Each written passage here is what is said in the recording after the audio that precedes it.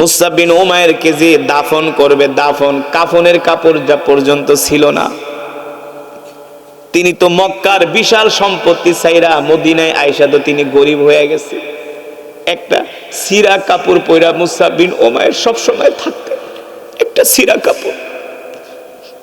দামি কোনো পোশাকও মুসআব বিন উমাইরের ছিল না, একটা কাপড় মাত্র পরিধান করতেন। সেই কাপড়টা পরতে পরতে নরম হয়ে ছিঁড়ে গেছে। সেই কাপড়টা তালি দিতে দিতে আর কোনো তালি দেওয়ার জায়গা নাই। আল্লাহ রাসূল বলে, মুসআব আমি তো তোমাকে চিনি, তুমি তো মক্কার কত বড় ধনী লোকের সন্তান।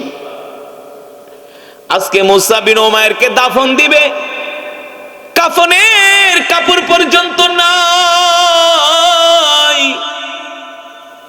গায়ে যেই কাপড় ছিল, এই কাপড় দিয়া মাথা ঢাকলে পা পর্যন্ত খালি থাকে, পা ঢাকলে মাথা পর্যন্ত খালি থাকে।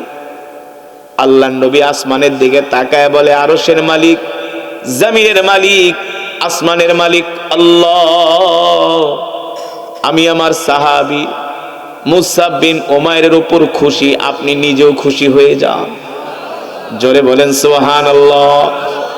এবার আল্লাহ নবী বলেন, এ মুসআব বিন উমাইরের যতটুকুন সিরা কাপড় আছে এতটুকুন দিয়া তোমরা মাথাটা আর বুকটা ঢাকো, মাথাটা আর বুকটা ঢাকো, আর পায়ের কিছু অংশ ঢাকো, আর বাকি যতটুকুন খালি থাকে ততটুকুন তোমরা ঘাস দিয়া উপরে ঢাইকা দাও, তোমরা ঘাস দিয়া উপরে ঢেকে দাও। সাহাবী মুসআব বিন উমাইরকে দাফন করবে, কাফনের কাপড়টা পর্যন্ত ছিল না। আল্লাহর দ্বীনের জন্য নিজের সম্পত্তি, অট্টালিকা, বাড়ি গাড়ি সব কিছু ছেড়ে, সহায় সম্বল ছেড়ে এক কাপড়ে মক্কা থেকে মদিনায় চলে আসছেন একমাত্র আল্লাহর দ্বীনের জন্য। ঠিক কিনা বলেন? আর আমরা মুসআব বিন উমাইরের চেয়ে অনেক সম্পদ আছে কি আছে না? জোরে বলেন। ঘর আছে, বাড়ি আছে, জমি আছে, ক্ষেত আছে, সম্পদ আছে, স্ত্রী আছে, পরিবার আছে, সন্তান আছে। অথচ সাহাবী কত কষ্ট করছে, বিলাসী জীবন ত্যাগ করছে একমাত্র আল্লাহর দ্বীনের জন্য। আল্লাহর দ্বীনের জন্য বিলাসী জীবন ত্যাগ করছে, আল্লাহর দ্বীনের জন্য সব ছেড়ে দিয়েছে। আল্লাহর দ্বীনের জন্য মা ছেড়েছে, বাবা ছেড়েছে, সম্পদ ছেড়েছে, ব্যবসা প্রতিষ্ঠান সব ছেড়েছে। আল্লাহ নবী বলে, যুবক রে, তাহলে আমি তোমাকে প্রস্তাব দিতে চাই, তুমি আর দেরি করবা না, তুমি এখনই আমার হাতে হাত রেখে কালেমা পড়ে মুসলমান হয়ে যাও। মুসআব বিন উমাইর বলে, নেন, হাত বাড়ায় দিলাম। আল্লাহর নবী বলে, পড়ো, আশহাদু আল্লাহ ইলাহা ইল্লাল্লাহু ওয়া আশহাদু আন্না মুহাম্মাদান আবদুহু ওয়া রাসূলুহু সাল্লাল্লাহু, আমি সাক্ষ্য দিলাম মুহাম্মদ সাল্লাল্লাহু আলাইহি সাল্লাম আল্লাহর প্রেরিত রাসূল। ঠিক কিনা বলেন? আমি সাক্ষ্য দিলাম আল্লাহ ছাড়া কোনো ইলাহ নাই। মুসআব বিন উমাইর কালেমা পড়ে মুসলমান হয়ে গেছে, গোপনে গোপনে দারুল আরকামে এসে কালেমা পড়ে মুসলমান হয়ে গেছে। কিছুদিন পরে মুসআব বিন উমাইর বলে, আল্লাহর নবী, আমাকে আপনি দোয়া করে দেন, নির্দেশ দেন, আমি যে আমার গোত্রের মানুষদেরকে দাওয়াত দিই। আল্লাহর নবী বলে, সাহাবী রে, তুমি যদি তোমার গোত্রের মানুষদেরকে দাওয়াত দাও তাহলে তো তোমার উপর অত্যাচার করবে, নির্যাতন করবে, জুলুম করবে। মুসআব বিন উমাইর বলে, ওগো আল্লাহর নবী, মক্কার কাফেররা যদি মিথ্যা ধর্মের দাওয়াত দিতে পারে তাহলে আমি কেন সত্য ধর্মের দাওয়াত দিতে পারবো না? আপনি আমাকে দোয়া করে দেন, আমি আমার গোত্রের মানুষদেরকে দাওয়াত দিব। আল্লাহর নবী বলে, সাহাবী রে, যাও যাও, আমি তোমাকে দোয়া করে দিলাম। এবার সাহাবী মুসআব বিন উমাইর দৌড়ে বাড়িতে গেলেন, যে তার মা, তার বাবা, আত্মীয় স্বজন, পরিবারের লোকদেরকে ডাকলেন আর বললেন, শোনো, আজ থেকে তোমরা আমাকে আর মূর্তি পূজার জন্য ডাকবা না, তোমরাও আর মূর্তি পূজা করবা না, আসো তোমাদেরকে মুহাম্মদ সাল্লাল্লাহু আলাইহি সাল্লামের কাছে নিয়ে যাই, তোমরা কালেমা পড়া মুসলমান হয়ে যাও। মাটি দিয়া মূর্তি বানায়া এই মূর্তির সামনে তোমরা সেজদা দিও না, এই পৃথিবীর মালিক যিনি আল্লাহ, তোমরা তার কদমে সেজদা দাও। মুসা বিন উমাইরের আত্মীয় স্বজন বলে, বুঝছি তোমারে ভূতে ধরছে। কি ধরছে? ভূতে ধরছে। মুসা বিন উমাইর বলে, না না না, আমাকে ভূতে ধরে নাই, আমি মুহাম্মদ সাল্লাল্লাহু আলাইহি সাল্লামের কাছে কালেমা পড়া মুসলমান হয়ে গিয়েছি। এই কথা বলার পরে মুসা বিন উমাইর বলে, তোমরা আমাকে ছেড়ে দাও, আমি মুহাম্মদ সাল্লাল্লাহু আলাইহি সাল্লাম আল্লাহর নবীর কাছে চলে যাব। মুসা বিন উমাইরের মা বলে, বাবা রে, আমার এত সম্পদ, এত অর্থ, এগুলো আমি কি করব? তুমি তো আমার একমাত্র সন্তান। বাবারে, অডেল সম্পত্তি, বিশাল অট্টালিকা ছেড়ে, রাজকীয় জীবন ছেড়ে তুমি মুহাম্মাদের কাছে যেও না। মুসা বিন উমাইর বলে, মা, আমি তোমার সম্পদ চাই না, রাজকীয় জীবন যাপন চাই না, বিলাসী জীবন চাই না, আমি আল্লাহর পয়গম্বর মুহাম্মদ সাল্লাল্লাহু আলাইহি সাল্লামকে ছাড়া বাঁচতে পারবো না। কেমন করে তারা আল্লাহর নবীকে ভালোবাসতেন, কেমন করে আল্লাহর নবীকে মহব্বত করতেন। এবার মুসা বিন উমাইরের মা বাবা বুঝতে পারলো এই সন্তানদের তো আর ঘরে আটকায়া রাখা, দুই হাতে দুইটা শিকল দিয়া তালা মারলেন, পায়ে শিকল দিয়া তালা মাইরা ঘরের খুঁটির সাথে আটকায় দিলেন, আর বলে, তোমাকে আর কোনোদিন মুহাম্মাদের কাছে যেতে দিব না। মুসা বিন উমাইর বলে, মা, যতক্ষণ পর্যন্ত আমার এই শিকল খুলা না দিবা, ততক্ষণ পর্যন্ত আমি তোমাদের সাথে কথা বলবো না। মুসা বিন উমাইরকে খাবার দেয়, পেট ভরা খাবার খায় না, অল্প অল্প খাবার খায়।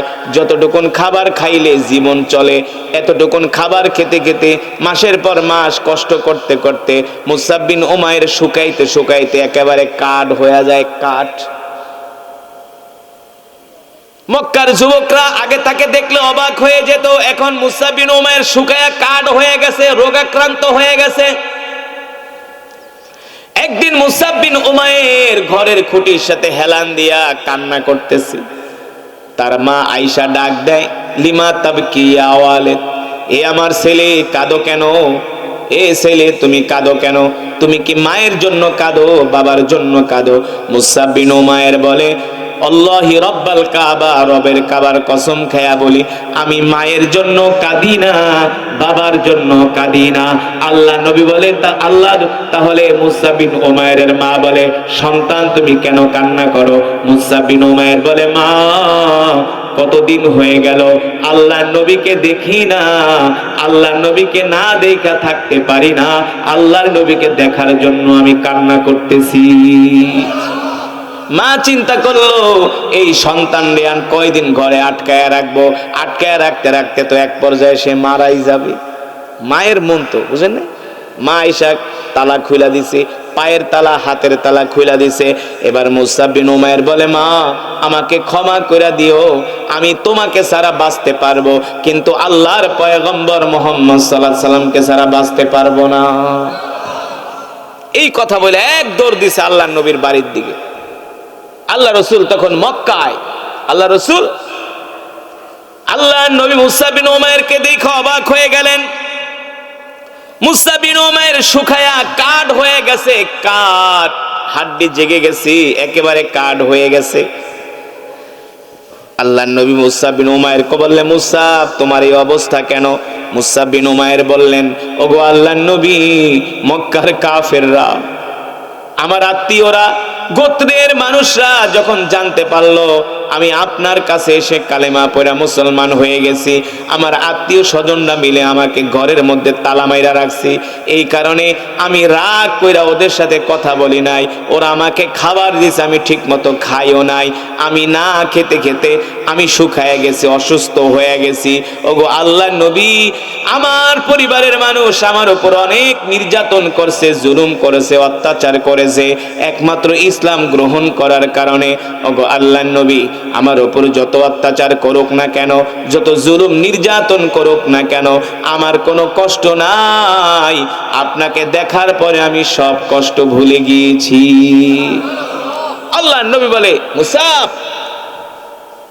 আল্লাহ রসুল মুসা বিন উমাইরকে গোসল করালেন, নতুন জামা পরিধান করালেন, খাওয়ায় দিলেন। এবার বলে মুসাব, তুমি আর মক্কায় থেকো না, এখন তুমি মদিনায় চলে যাও, আমিও কিছুদিন পরে মদিনায় আসতেছি। ইসলামের ইতিহাসে সর্বপ্রথম মদিনায় যিনি কোরআনের দাওয়াত দিয়েছেন, কোরআন শিখিয়েছেন, তিনি হলেন মুসাব বিন উমাইর। সর্বপ্রথম মদিনায় মানুষদেরকে যিনি কোরআন শিখিয়েছেন, কোরআনের ওস্তাদ, তিনি কে? এই যুবক সাহাবী মুসাব বিন। তিনি মদিনায় চলে গেলেন যে মানুষদেরকে কোরআন শিখান। আল্লাহ রসুল যখন মক্কা থেকে হিজরত করে মদিনায় গেলেন, দেখলেন মুসাব বিন উমাইর কয়েকশো মানুষ নিয়ে আল্লাহ রসুলের সাথে এসে সাক্ষাৎ করলেন। আল্লাহ রসুল বললেন, মুসাব, এরা কারা? এত মানুষ তোমার সাথে? ওগো আল্লাহ রসুল, এরা হলো আমার কোরআনের ক্লাসের ছাত্র। আল্লাহ রসুল বলেন, মুসাব, তুমি তো ছিলা মূর্তি পূজক না, তুমি ছিলা কাফের, সেখান থেকে আজকে আল্লাহ তোমাকে কোরআনের শিক্ষক বানায় দিছে, ঠিক না? কোরআনের শিক্ষক বানায় দিছে। এবার আল্লাহ রসুল সাল্লাল্লাহু আলাইহি সাল্লাম মদিনায় যাওয়ার পরে মক্কা থেকে 3000 কাফের তারা মদিনায় আক্রমণ করার জন্য তারা মদিনার দিকে রওনা শুরু করছে। আল্লাহ রসুল জানতে পারলেন যে 3000 কাফের তারা মদিনায় আক্রমণ করে মদিনা দখল করবে। আল্লাহ রসুল সাহাবীদেরকে ডাকলেন, এই সাহাবীরা আসো, মক্কার কাফেররা মদিনায় আক্রমণ করবে, এখন আমরা কিভাবে ওদেরকে ঠেকাতে পারি? আল্লাহ রসুল প্রথম মুরব্বী সাহাবীদেরকে জিজ্ঞেস করলেন। মুরব্বীদেরকে কাদেরকে? সাইয়েদনা আবু বকর, ওসমান, সাইয়েদনা ওমর, আব্দুর রহমান ইবনে আউফ, সাদ বিন আবি ওয়াক্কাস, এমন মুরব্বী সাহাবীদেরকে জিজ্ঞেস করলেন কি করা যায়। মুরব্বীরা বলে, আল্লাহ রসুল, আমরা চাই মদিনা শহরের মধ্যে থেকে যুদ্ধ করব, চতুর্দিকে আমরা ঘেরাও করব যাতে মক্কার কাফেররা মদিনায় ঢুকতে না পারে। এটা হলো মুরব্বী সাহাবীদের পরামর্শ। আল্লাহ রসুল যুবকদের জিজ্ঞেস করে, এই যুবকরা তোমরা বলো কিভাবে যুদ্ধ করবা? যুবকদের তো রক্ত গরম। কি গরম? কথা কয় না। যুবক সাহাবীরা কয়, আল্লাহ রসুল, কিসের মদিনায় শহরে থেকে যুদ্ধ করা? ওদের সাথে আমরা ফাইট করব মদিনার বাইরে যায়, খোলা আকাশের নিচে। সুবহানাল্লাহ বলবেন না? যুবক সাহাবীরা কয়, কিসের শহরে থেকে ঢাকা মহিলাদের মতো যুদ্ধ করুন? ওদের সাথে যুদ্ধ করুন খোলা ময়দানে, খেলা হবে ওদের সাথে, চলেন। আল্লাহ রসুল যুবকদের কথা আর ফেললেন না। আল্লাহ রসুল যুবকদেরকে অনেক ভালোবাসতেন, এর মধ্যে মুসা বিন উমাইরও ছিল। যুবকদের কথায় আল্লাহ রসুল মদিনা থেকে 3 কিলোমিটার দূরে, কোথায়? উহুদের ময়দান। কোথায়? কোথায়? এটাই ছিল সেই উহুদের যুদ্ধ। আপনারা মক্কা শরীফ গেছেন না, মদিনা শরীফ গেছেন না? যে উহুদের ময়দানে গেছেন, ওইটাই মদিনা থেকে 3 কিলোমিটার। আল্লাহ রসুল 800 সাহাবী নিয়ে উহুদের ময়দানে আসলেন 3000 কাফেরের সাথে যুদ্ধ করার জন্য। সবার আগে মুসাব বিন উমাইর তরবারি নিয়ে সবার আগে যুদ্ধের নেতৃত্ব দিতেছে, তরবারি উঁচু করে এমনি ঘুরাইতেছে। সাহাবীরা বলে, মুসাব, ব্যাপার কি? সবার আগে তরবারি উঁচু করে ঘুরাইতেছো? কয়, দোস্ত, আমি ওদেরকে শিকারের অপেক্ষায় আছি। যেটা বলবেন সুবহানাল্লাহ। কিসের অপেক্ষায় আছি? শিকারের অপেক্ষায় আছি। সবগুলারে চিনি, একটা একটা ধরে ধরে সাইজ করে। সবগুলার আমি চিনি, সবগুলো আমার পরিচিত, কারণ সে তো মক্কার মানুষ। মক্কার মানুষ না? আবু জেহেল, আবু লাহাব, উতবা, সাইবা, ওলীদ ইবনে মুগিরা সবগুলারে চিনি। ওর 14 গোষ্ঠী সবগুলারে চিনি, একদম সাইজ করে ফেলাম। মুসাব বিন উমাইর ইতিহাস লেখে, যখন যুদ্ধ শুরু হয়ে গেল, মুসাব বিন উমাইর যুদ্ধ করতে করতে মক্কার কাফেরদের ঘাটির মধ্যে ঢুকে গেছে। মুসাব বিন উমাইর বলল, আল্লাহর নবী, আজকে আমি এমন একটা আক্রমণ করব, মক্কার কাফেরদের কলিজার ভিতরে যে আঘাত করব। ঠিক সাহাবীর যেমন কথা তেমন কাজ। ঘোড়া দৌড়ায়া কাফেরদের তাঁবুর মধ্যে ঢুকে গেলেন। একা মুসাব বিন উমাইর 17 জন কাফেরকে হত্যা করছে। কয়জন? একা 17টারে জাহান্নামে পাঠায় দিছে। শেষ পর্যন্ত মুসআব বিন উমাইর রাদিয়াল্লাহু তাআলা আনহু তিনি নিজেও শহীদ হয়ে গেছেন। এই উহুদের যুদ্ধের মর্মান্তিক ইতিহাস, এই উহুদের যুদ্ধের মর্মান্তিক ইতিহাস, হৃদয় বিদারক ইতিহাস। মুসআব বিন উমাইর উহুদের ময়দানে শহীদ হইয়া তার লাশটা উহুদের ময়দানে পড়ে আছে।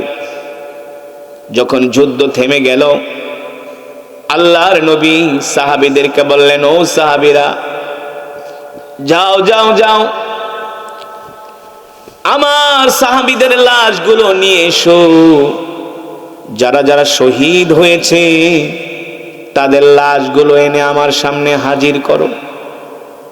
এক এক করে সব সাহাবীদের লাশগুলো আল্লাহ রাসূলের সামনে এনে হাজির করা হলো।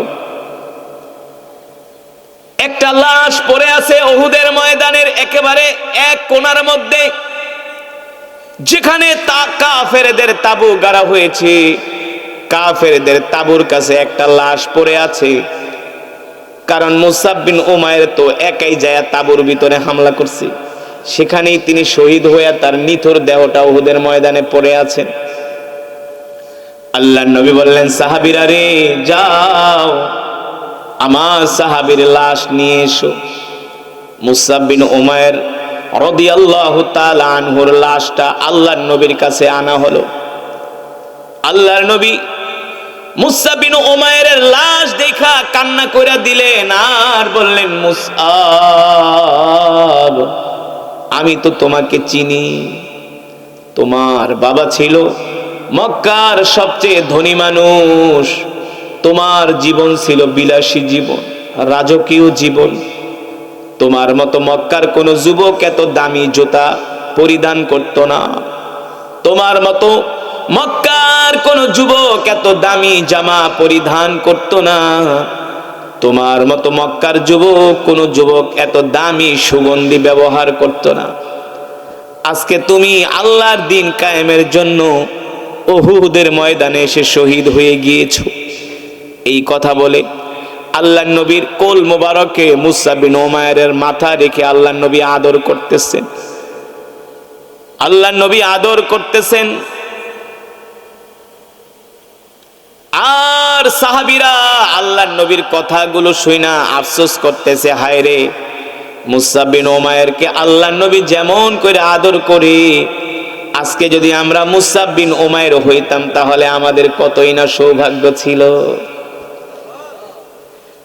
নিজের হাতে আল্লাহর নবী মুসআব বিন উমাইরের লাশ কবরের মধ্যে রাখলেন।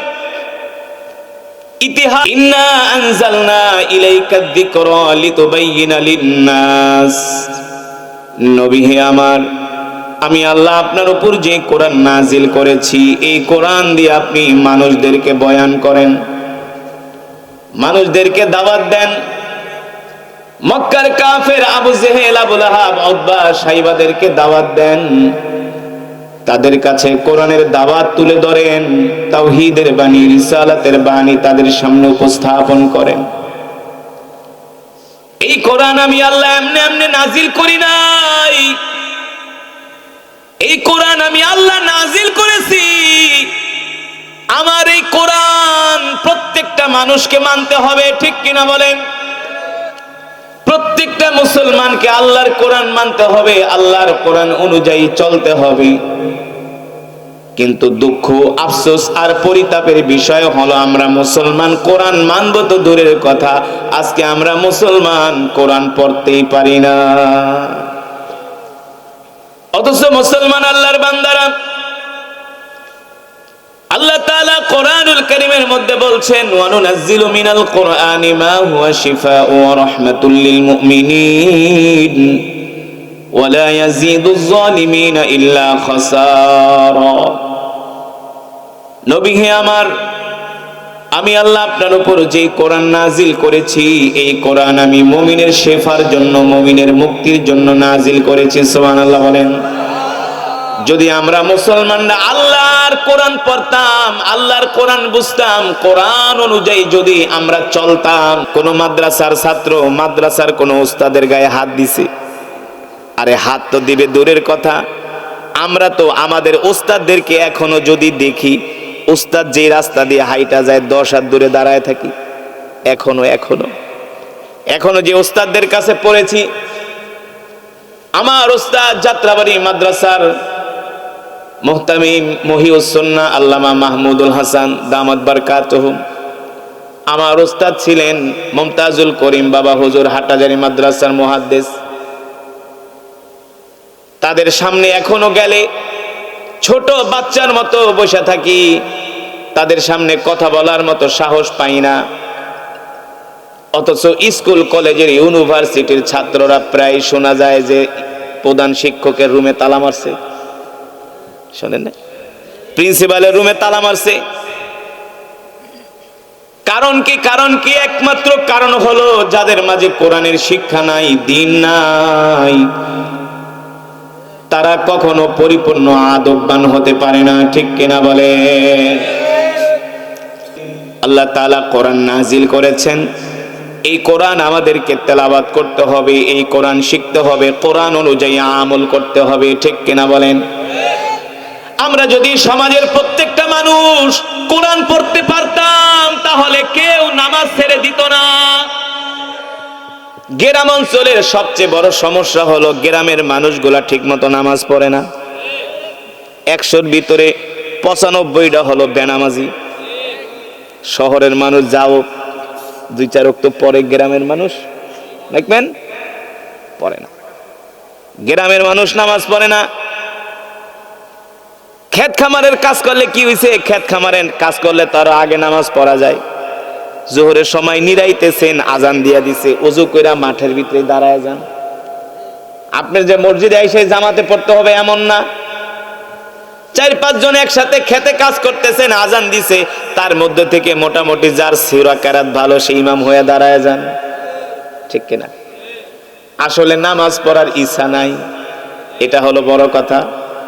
যদি থাকে বন্ধুর মন গান পাড়ি দিতে কতক্ষণ, ভালোবাসা থাকলে কোনো বাহানা খোঁজে না। ঠিক কিনা বলেন? ঠিক কিনা? আল্লাহর সাথে যদি সম্পর্ক থাকে তাহলে সে কখনো নামাজ ছাড়তে পারে না। ঠিক কিনা বলেন? কোন আলেম তো নামাজ বাদ দেয় না, কোন মুফতি মুহাদ্দিস শাইখুল হাদিস তো নামাজ ছাড়ে না। তাইলে কলেজের প্রিন্সিপাল কেন নামাজ পড়ে না?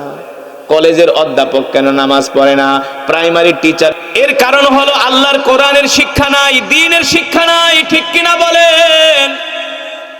ও মুসলমান, আল্লাহর বান্দারা, অথচ আল্লাহ রাসূল সাহাবীরা শুধু কোরআনই পড়ে নাই, আল্লাহ রাসূলের সাহাবীরা এই কোরআনের জন্য জীবন দিছে।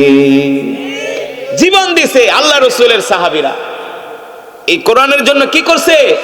জীবন দিছে। জীবন, নিজের সন্তানদের এতিম করছে, স্ত্রীরে বিধবা করছে। এমন একজন সাহাবী, তার নাম হলো মুসাব বিন উমাইর। নাম কি? এই সাহাবীর ঘটনাটা বলেই আমি আমার বয়ান শেষ করব। রাজি আছেন? বয়ান কি চলবে কিছুক্ষণ? এমন একজন সাহাবী যার জীবনী শুনলে আপনাদের ঈমানের পাওয়ার বাড়বে, যে সাহাবীরা কেমন ছিল আর আমরা কি। সাহাবীরা তাদের ঈমান কেমন ছিল আর আমরা কত নাম্বার মুনাফিক। আল্লাহ রাসূলের সাহাবীদের ঈমানের পাওয়ার কেমন ছিল। যে সাহাবীর কথা বললাম তার নাম হলো মুসাব বিন উমাইর। নাম কি? যুবক, তিনি ছিলেন একজন যুবক মানুষ। রাসূলের সাহাবী মুসাব বিন উমাইর, তিনি ছিলেন একজন যুবক মানুষ, তাগড়া নওজওয়ান। আমাদের দেশের যুবকরা তো নামাজ পড়তে চায় না, না? সারাদিন শুধু ফেসবুক, মোবাইল, ক্রিকেট, ফুটবল নিয়ে ব্যস্ত, সিনেমা, গান নিয়ে ব্যস্ত। বাপের একটু টাকা পয়সা থাকলে তো ওরে ছাই দিয়েও ধরা যায় না, মসজিদেও আনা যায় না। একটা বাইক কিনা শুধু এলাকা দিয়ে তাফালিং করে। আছে কি? আছে না? অথচ যুবক যে সাহাবীর কথা বলবো তার নাম হলো মুসাব বিন উমাইর। বয়স মাত্র 25 বছর। কয় বছর? তাগড়া নওজওয়ান। আল্লাহ নবী নিজে বলছেন মুসাব বিন উমাইরের মতো এত সুন্দর পোশাক পরিধান করার মতো যুবক আমি মক্কার জমিনে একজনও দেখি নাই। সুবহানাল্লাহ বলবেন। আল্লাহ নবী নিজে বলছেন মুসাব বিন উমাইরের মতো এত দামি পোশাক পরতে আমি মক্কার কোন যুবককে দেখি নাই। আল্লাহ নবী নিজে বলছেন মুসাব বিন উমাইরের মতো এত দামি জুতা পরিধান করতে আমি মক্কার কোন যুবককে দেখি নাই। সুবহানাল্লাহ বলেন। আল্লাহ রসুল নিজে বলছেন মুসাব বিন উমাইরের মতো দামি সুগন্ধি ব্যবহার করতে আমি মক্কার কোন যুবককে দেখি নাই। তাহলে আল্লাহ নবী যেই যুবকের প্রশংসা করছে ওই যুবকটা কেমন? কারণ আল্লাহ নবী তো দুনিয়ার সবচেয়ে সুন্দর। আমার নবীর মতো এত সুন্দর করে আল্লাহ পৃথিবীর কাউকে সৃষ্টি, আমার নবীর মতো এত আধুনিক, এত স্টাইলিশ, এত ফ্যাশনেবল, এত রুচিবোধ সম্পন্ন কোন মহামানব কোন পুরুষ পৃথিবীতে আসে নাই, আর কোনদিন আসবে? আপনাকে কি শীত লাগতেছে? শীত তো আসলেই আছে, মাটিতে বসে আছে, আমার দেখা খুব কষ্ট লাগতেছে। কিন্তু এই যে কষ্ট করে মাটিতে বসে আছেন দুনিয়ার কোনো কিছুর জন্য, কোনো কিছুর জন্য কোরআনের মহব্বতে বসে আছেন ইনশাআল্লাহ। আমার দিল বলে এই যে মাটির মধ্যে বসে আছেন, এই মাটির মধ্যে বসে থাকার কারণে আল্লাহ আমাদেরকে জান্নাতে লাল গালিচা দিবে ইনশাআল্লাহ। মালিক তুমি কবুল করে নাও, আরো জোরে বলি আমিন। আল্লাহ আমরা দুনিয়ার কাউকে খুশি করার জন্য আসি নাই, আমরা আসছি কাকে খুশি করার জন্য? দুনিয়ার কোন মানুষের কাছে আমরা কিছু, আমরা চাই আল্লাহ তাআলার কাছে, ঠিক কিনা বলেন? আল্লাহ তাআলার কাছে চাই। আল্লাহর বান্দারা, আল্লাহ তো আর জান্নাত এমনি এমনি দিবে না, আল্লাহর সন্তুষ্টি তো এমনি এমনি অর্জন করা যায় না। আল্লাহর সন্তুষ্টি অর্জন করতে হলে বৃষ্টিতে ভিজতে হয়, রোদে পুড়তে হয়, কুয়াশায়ও ভিজতে হয়, ঠান্ডা মাটিতেও বসতে হয়, ঠিক কিনা? যে রসুলের সাহাবীর কথা বলবো, শুধু ধৈর্য ধরে একটু শোনেন যে সাহাবী কত কষ্ট করছে আল্লাহর দ্বীনের জন্য। রাজি আছেন না? কত কষ্ট করছে আল্লাহ রসুলের সাহাবী দ্বীনের জন্য। আল্লাহ নবী যে সাহাবীর কথা বলতেছেন, মক্কার জমিনে আমি মুসাব বিন উমাইরের মতো এত দামি কাপড় পরতে, দামি জুতা পরতে, দামি সুগন্ধি পরতে কোন যুবককে আমি দেখি নাই। আল্লাহ রসুল নিজে স্বয়ং বলছে। এবার বোঝেন সেই যুবকটা কেমন যুবক ছিল। আল্লাহ নবী নিজে বলছেন মুসাব বিন উমাইরের বাবার মতো এত সম্পদ মক্কার কোন মানুষেরও ছিল না। ধনী লোকের সন্তান ছিল মুসাব বিন উমাইর, ধনী লোকের সন্তান ছিল মুসাব বিন উমাইর। শিক্ষিত যুবক ছিল, কবি স্বভাবের যুবক ছিল। আল্লাহ নবী যখন বাইতুল্লাহে কোরআন পড়তেন, মক্কার যুবকেরা আল্লাহ নবীর কোরআন শোনার জন্য ভিড় জমাতো প্রতিদিন রাত্রে। প্রতিদিন এখন কয়টা বাজে? কয়টা? 11টা। আমরা এখানে যারা আছি সবাই তো মুসলমান, কথা কন ঠিক না? কিন্তু বাজে রাত 11টা। কোরআনের মাহফিলে আসছেন, এখন বাজে রাত 11টা। কিন্তু মক্কার কাফেররা, যে যুবকের কথা বলতাম এই যুবক কিন্তু মুসলমান। মুসাব বিন উমাইর কিন্তু মুসলমান, সে কিন্তু কাফের, মূর্তি পূজক, মাজুসি, কাফের। কিন্তু আল্লাহ নবীর কোরআন শোনার জন্য মক্কার যুবকরা রাত 3টা বাজে বাইতুল্লাহে যেত। কয়টায়? আপনারা মনে করছেন হুজুর কিছু মানুষ আছে ওয়াজ হই না মনে করে একেবারে খুব করে ফেলাইছে। আরে আমরা মুসলমান হয়ে ওয়াজে আসি রাত 11টায়, 12টায়, 11টা-12টা পর্যন্ত ওয়াজ শুনি। আর মক্কার কাফের আল্লাহ নবীর কোরআন শুনতে যাইতো রাত 3টায়। কয়টায়? আল্লাহ রসুল তাহাজ্জুদে কোরআন পড়তো। কিসে? ওই তাহাজ্জুদের কোরআন তেলাওয়াত শোনার জন্য মক্কার কাফেররা বাইতুল্লাহে ভিড় জমাতো। সুবহানাল্লাহ বলেন। আবু জেহেল পর্যন্ত যাইতো, আবু লাহাব পর্যন্ত যাইতো। এ কারণে আমি বলি এই সমাজে কিছু মুসলমান আছে ওরা আবু জেহেলের চেয়ে নিকৃষ্ট। আবু জেহেল কাফের হয়ে রাত 3টায় কোরআন শুনতে আসতো, আর আমরা মুসলমান হইয়া একটু শীত, একটু বৃষ্টি, ঠান্ডা পড়লে আমরা নামাজই পড়তে চাই না। কথা কন। আল্লাহ রসুলের কোরআন শোনার জন্য মক্কার যুবকরা ভিড় জমাতো। আবু জেহেল আবুল আহাব দেখলেন এইভাবে যদি মক্কার যুবকেরা মুহাম্মদের কোরআন শোনার জন্য রাত গভীরে আইসা ভিড় জমায়, তাহলে তো মক্কার সব যুবকগুলো কালেমা পড়ে মুসলমান হয়ে যাবে। আর কিছুদিন পরে মক্কার জমিনে আর কোন যুবক খুঁজে পাওয়া যাবে না। কি করা যায়, কি করা যায়?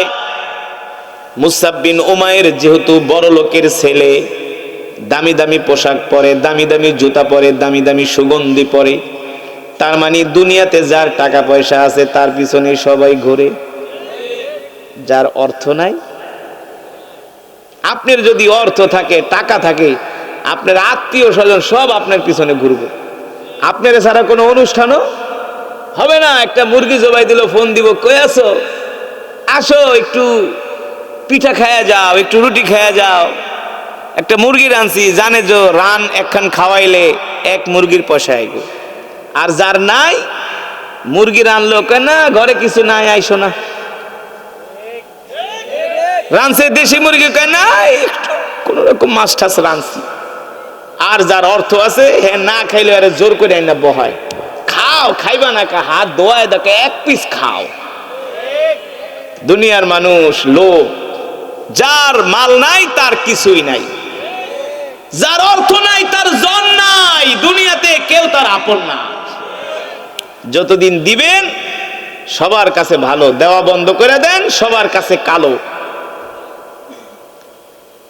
মক্কার যুবকরা মনে করে মুসআব বিন উমাইরের অর্থ আছে, আবু জেহেলরা মনে করে মুসআব বিন উমাইরের পিছনে সব যুবকরা ঘোরে। যদি মুসআব বিন উমাইর ও মুহাম্মদের কোরআন শুনতে যায়, আর যদি মুসআব বিন উমাইর কালেমা পয়রা মুসলমান হয়ে যায়, তাহলে মক্কার জমিনে আর কোনো কাফের খুঁজে পাওয়া যাবে না। তাহলে কি করা যায়? আমরা মুসআব বিন উমাইরের কাছে যাই, চলো। মক্কার কাফেররা মুসআব বিন উমাইরের কাছে আসলো, আয়েশা বলল, মুসআব শোনো, আমরা তোমাকে একটা উপকার করার জন্য আসছি। মুসআব বিন উমাইর বলে, কি উপকার? বলে, শোনো, মক্কার যুবকরা মুহাম্মদের কোরআন শুনতে যায়, তুমি কিন্তু মুহাম্মদের কোরআন শুনতে যাবা না। যদি মুহাম্মদের কোরআন শুনতে যাও, মুহাম্মদ তোমাকে জাদু করে ফেলবে। নাউজুবিল্লাহ বলেন। মুহাম্মদ হুয়া সাহির, সে হলো জাদুকর। নাউজুবিল্লাহ। মুহাম্মদ হুয়া কাহিন, সে হলো গণক, তোমার মনের কথা বইলা দিতে পারে। মুহাম্মদ সব জানে, তোমার দেখলে তোমার অদ্য পান্ত আগে পিছে যা আছে সব কইয়া দিব। আসলে আমার নবী তো গণক না, আমার নবী কারো মনের কথা বলতে পারে না। আমার নবীকে আল্লাহ ওহির মাধ্যমে জানায় দেয়। এই কারণে মক্কার কাফেররা আমার নবীরে গণক বলতো। নাউজুবিল্লাহ বলেন। মুসআব বিন উমাইর বলে, আবু জেহেল যেহেতু বলছো মুহাম্মদ গণক, মনের কথা বইলা দিতে পারে, আর মানুষ তো যদি কেউ মনের কথা বইলা দিতে পারে তার জন্য সব দিয়া দেয়। হ্যাঁ, যে ভাই ক আমি আগামী বছর কয় টাকা ইনকাম করুম, আমার ব্যবসা হইব কিনা, বিদেশ যাইতে পারবো কিনা, যদি বলতে পারে তাহলে খুব খুশি হয়। মুসআব বিন উমাইর বলে, তাইলে সামনে আমার বড় একটা ব্যবসার একটা প্ল্যান আছে। মুহাম্মদ যদি মনের কথা বলতে পারে, তাহলে তো মুহাম্মদের থেকে জানতে পারো যে আমার ব্যবসায় লস হবে না। আবু জেহেল, তুমি তো আমার উপকারই করলা। আবু জেহেল কয়, তাহলে তো বড় বিপদ ডাইকে আনলাম নিজেই। মুহাম্মদের কথা জানতো না, আবুল আহাবকে বেটা জানতো না, বুঝতো না, তুই তাই না জানায় দিলি। আর মানুষের স্বভাবজাত অভ্যাস হলো, যেই বিষয়ে মানুষদেরকে না করা হয় ওই কাজ আরো বেশি করে করে। এই কাজ আরো। একদিন আল্লাহ রসুলের প্রথম দিনেই মুসআব বিন উমাইর বলে, আমি যখন আল্লাহ রসুলকে দেখতে গেলাম, দেখি আল্লাহর পয়গম্বর জাবালে আবু কুবাইস পাহাড়ের নিচে বৈশা সাহাবীদেরকে কোরআন শোনাচ্ছে। আমি প্রথম দিন আল্লাহ রসুলের চেহারা দেখা আমি নিজে সাক্ষী দিলাম। মক্কার কাফেররা তাকে বলে পাগল, আমি তো বলি তিনি মানুষ না, আকাশের চাঁদ উদিত হয়েছে। পাগলের চেহারা কোনোদিন এত সুন্দর হয় না, পাগলের চেহারা কোনোদিন এত সুন্দর হতে পারে না। মুসআব বিন উমাইর বলে, আমিও তো একজন সুদর্শন যুবক, কিন্তু মুহাম্মদ সাল্লাল্লাহু আলাইহি সাল্লাম রে আমি যেই দিন দেখলাম, তার চেহারার দিকে তাকাইলে শুধু তাকাই থাকতে মন চায়। এত ভালো লাগে, এত শান্তি লাগে। মুসআব বিন উমাইর বলে আমি একদিন তার কোরআন শুনে চলে আসলাম, লোভ সামলাইতে পারলাম না, আবার দ্বিতীয় দিন গেলাম, দ্বিতীয় দিনও লোভ সামলাইতে পারলাম না, আবার তৃতীয় দিন গেলাম। তৃতীয় দিন যাওয়ার পরে আল্লাহ রাসূল দেখে একজন যুবক আসে, আবার পিছন থেকে চলে যায়। আল্লাহ নবী তৃতীয় দিন ডাক দিছে, এই যুবক আসো, তোমারে তো আমি চিনি, তুমি তো মক্কার সবচেয়ে দামি কাপড় পরো, আপনি জানেন কেমনে? আমি তোমার বাপেরে চিনি, তোমার মায়েরে চিনি, তোমার বাপ হলো মক্কার হুয়া তাজিরুন কাবীরুন, সবচেয়ে বড় ব্যবসায়ী। কাহা ঠিকই বলছে। তুমি দামি দামি জামা পরো, দামি দামি জুতা পরো, দামি দামি সুগন্ধি লাগাও, তুমি হলা মক্কার একজন স্টাইলিশ যুবক, কিন্তু তোমার বাবা তো মূর্তি পূজক, তুমিও তো মূর্তি পূজক, তাহলে তুমি আমার কাছে কেন আসো প্রতিদিন বলো? মুসআব বিন উমাইর বলে, শোনেন, আমি আপনাকে চিনতামও না, জানতামও না, কিন্তু আবু জেহেল যাই আপনার কথা বইলা দিছে আমার কাছে, আর বলার পরে আমার মন টানছে আপনাকে একদিন দেখতে আসি। আল্লাহ রাসূল বললেন, বলো আবু জেহেল আমার সম্বন্ধে কি বলছে? মুসআব বিন উমাইর বলে, আবু জেহেল বলছে আপনি নাকি পাগল। আল্লাহর নবী বলে, যুবক রে, আবু জেহেল আমাকে পাগল বলছে, আমাকে দেখে তোমার কি মনে হয়েছে?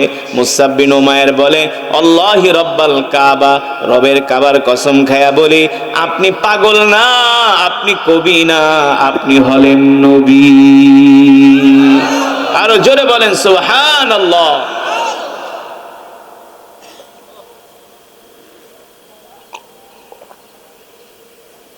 আপনি হলেন নবী।